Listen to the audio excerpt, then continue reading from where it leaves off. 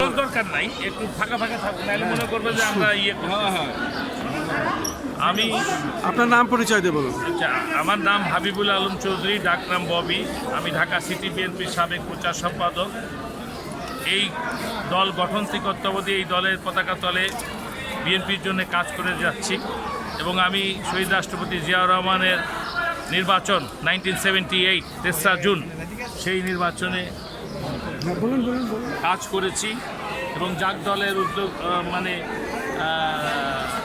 প্রতিষ্ঠিত হওয়ার পর থেকেই পরবর্তীতে বিএনপিতে আমরা কাজ করে যাচ্ছি এবং আমাদের প্রিয় নেত্রী, আমাদের মা বেগম খালেদা জিয়ার নেতৃত্বে আমরা এদেশ গড়ার নিজেদেরকে তার সাথে থেকে কাজ করেছি এবং অত্যবধি আমরা শহীদ রাষ্ট্রপতি জিয়াউর রহমানের উত্তরসূরি, আমাদের প্রাণপ্রিয় নেতা, দীর্ঘ 17 বছর যিনি দেশে ফিরতে পারেন নাই, আজকের এই দিনে আপনারা জানেন জনগণের নির্বাচিত সরকার হিসাবে, সরকার প্রধান হিসাবে তিনি আজকে রাষ্ট্র পরিচালনার দায়িত্ব নিয়েছেন।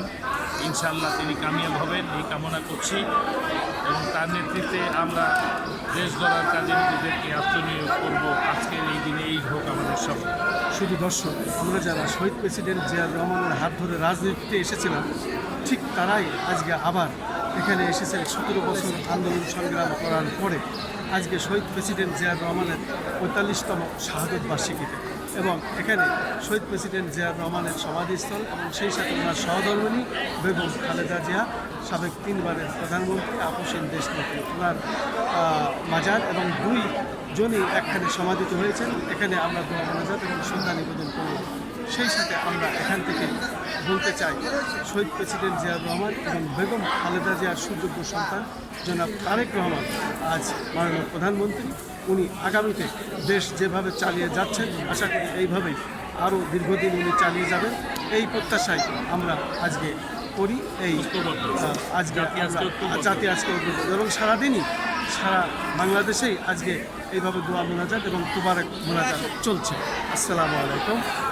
শহীদ প্রেসিডেন্ট জিয়াউর রহমান অমর হোক, বেগম খালেদা জিয়া অমর হোক এবং মাননীয় প্রধানমন্ত্রী তারেক রহমান জিন্দাবাদ।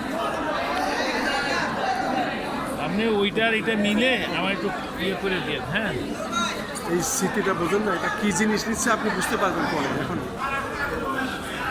কী যে করলাম, টাকা দিয়ে, এসব টাকা দিয়ে হয় না। আমি দলের লোক, তাই আর এই দল করতে আসে, এই দল করতে যে আমার বাবা ভাই হত্যা, লুটপাট কী করতেছি সেটা আপনি করে বলেন। রাত্রে ছাড়া পারবেন না। আপনাকে ফোন দিব। হ্যাঁ, ফোন দেবো।